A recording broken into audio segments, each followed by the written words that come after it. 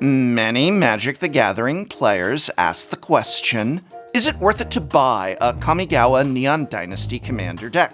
As with the majority of sets these days, Neon Dynasty comes with a pair of pre-constructed commander decks themed around the plane of Kamigawa, each filled with a plethora of reprints and brand new cards alike. I have long been a fan of the pre-constructed commander decks. They have traditionally been great value for your dollar and an excellent way to get into Magic's most popular format. With their increased regularity, however, I wonder if they have been able to keep up the value, or if they've begun to let it fall by the wayside. Does WotC's winning trend with these products continue? Let's take a look.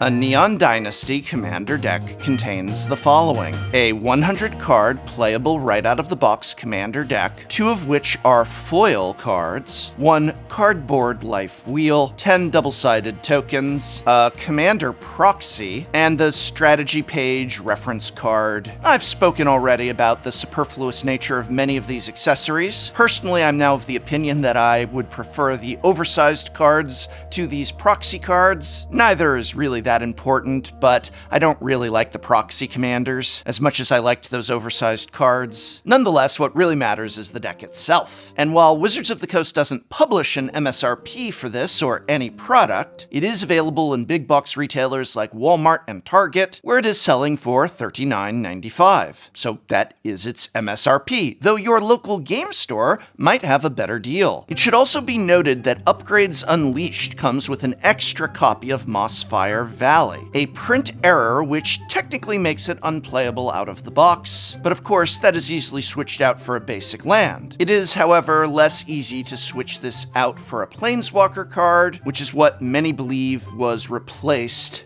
with the duplication. And you can literally see the Nissa card image on Wizards Media Gallery, not to mention the fact the deck still comes with a 0/1 plant token.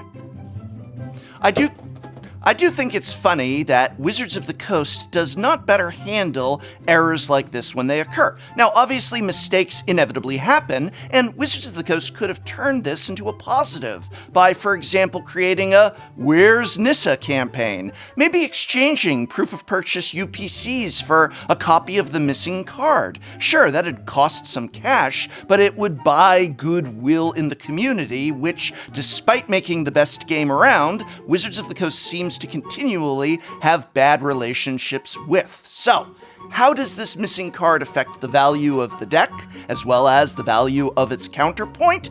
Let's look at some numbers. At the time of recording, if you were to purchase all of the cards in Upgrades Unleashed, you'd be looking to pay around $77.83. While if you were to do the same for Buckle Up, you'd be looking to spend $87.50. As always with Commander decks, since we are adding up 100 cards, that amount is going to involve a lot of bulk, or cards that are worth 10, 15, 50 cents. If we were to eliminate all cards not worth at least $1, what are we left with? Well, Upgrades Unleashed will have only 24 cards that are worth $1 or more, and those come to a grand total of $45.35. While in Buckle Up, there's only 19 cards worth $1 or more, coming to a total of $58.52. Still above MSRP, but let's compare that to other recent sets. Spirit Squadron and Vampiric Bloodlines, the 2 decks from Innistrad Crimson Vow, the set most prior to this, came to $117.94 and $150.17 respectively. And if you would cut all the bulk out of those when they released, you'd still get $98.45 for Spirit Squadron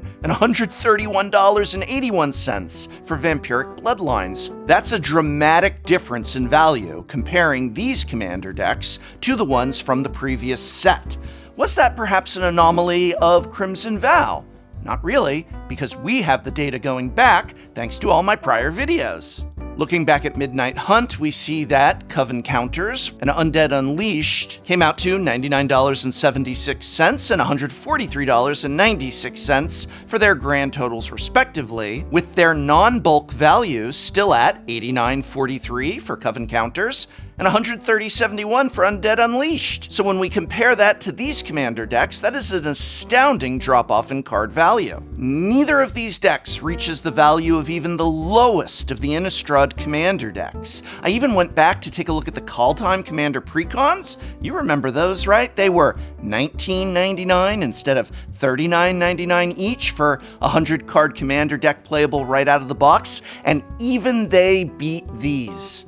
With Phantom Premonition, the less valuable of the two, coming in at $87.76. Man, oh man, that doesn't look good already. But when you look at the value of cards over $1 in price, it looks even more abysmal. With the value of all cards over $1 and Upgrades Unleashed is just about half of the value of cards over $1 in Spirit Squadron and Coven counters. And Buckle Up is still a staggering $40 shy of hitting the mark. Even Phantom Premonition, the Call Time deck, came out to $61.28, which is more than either Upgrades Unleashed or Buckle Up, and it sold for half the price. And it's still available today for half the price. What happened here? This is such a dramatic plummet that it boggles the mind. That is the correct use of boggle, by the way, not bogle as in the Magic the Gathering creature. No, this isn't just about a missing Nissa card. The biggest reprints of each deck are Bear Umbra and Mirage Mirror. And yeah, while those are great cards and reprinting them is awesome, it isn't enough.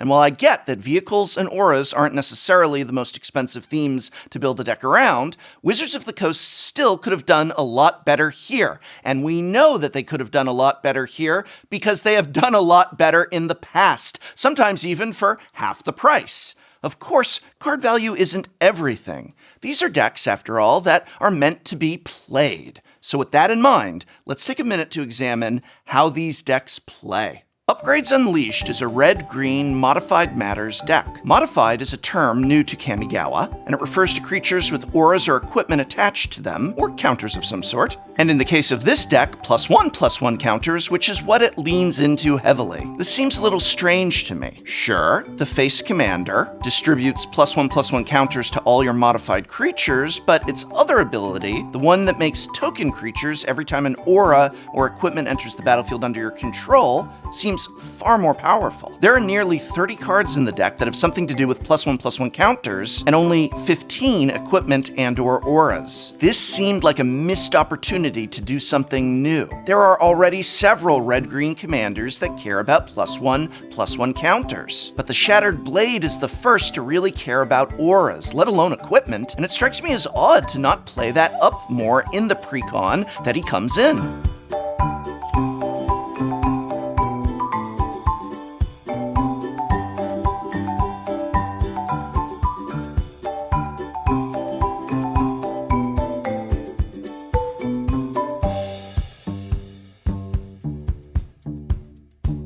Now, on the other hand, Buckle Up seems like a pretty solid play experience. The Pilot Prodigy commander of that deck does care about vehicles, yay! And while the deck could have probably used a couple more, it generally does a good job of making sure what vehicles it does have are crewed. The use of mana-producing mirrors as part of the ramp package is a nice little touch. Tap them for mana or to crew. I just love it when my utility pieces can pull double duty. The deck also has broad artifact synergies, which is never really a bad thing when you have 33 total artifacts in your deck. And there's even more ways to make artifact tokens. And so while I do think it could have used a few more vehicles, from a play experience, it's the better of the two decks by far. Much more interesting, much more unique. I guess whoever's been in charge of building the white-blue precons has been doing a great job. I don't know if they're the same person. But whoever it is, they do need to argue for better reprints in the future. Upgrades Unleashed seems like the perfect place to reprint some powerful equipment. Imagine if it had included a Shadow Spear